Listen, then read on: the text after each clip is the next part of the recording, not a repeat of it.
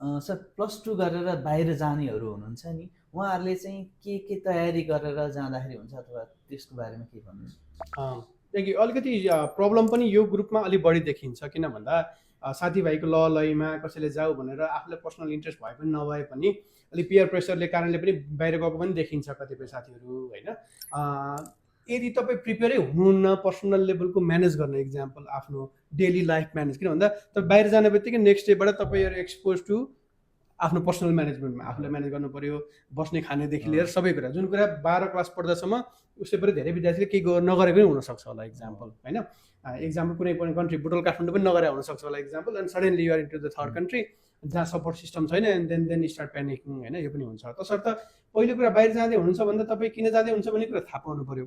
काठमाडौँ गएर पढे जस्तो या कुनै नेपालकै सिटीमा गएर पढे जस्तो चाहिँ होइन।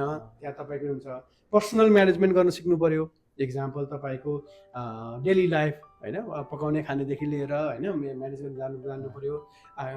प्रेसर ह्यान्डल गर्न जान्नु पऱ्यो। किन भन्दा पर्सनल प्रेसर्सहरू हुन्छ, मान्छेको एजुकेसनल प्रेसर हुन्छ। पढ्न सजिलो डेफिनेटली छैन, जहाँ पनि पढाइ चाहिँ पनि पढाइको प्रेसर हुन्छ नै। अनि पर्सनल लाइफमा कम्प्लिकेसन्सहरू आउन सक्छ, त्यसलाई कसरी ह्यान्डल। त्यही भएर तपाईँ छोराछोरीलाई पनि सुरुबाटै स्ट्रङ बनाउनु पऱ्यो कि यस्तो ह्यान्डल गर्न सकिने लेभलमा गर्न सकियो भने। अरू अब एडिसनल स्किल सेटहरू ड्राइभिङ जान्ने, कफी बनाउन जान्ने होइन, बेड मेकिङ जान्ने, यो स्किल्सहरू त एडिसनल इन्ट्री लेभलको कामको लागि कहिले काहीँ जरुरी हो। तर ओभरअल के हो त भन्दाखेरि चाहिँ माइन्डलाई स्ट्रङ बनाएर, बडीलाई स्ट्रङ बनाएर जानु पऱ्यो, जसको लागि चाहिँ तपाईँले आफ्नो पर्सनल म्यानेजमेन्ट चाहिँ सबभन्दा इम्पोर्टेन्ट जस्तो देख्छु म चाहिँ।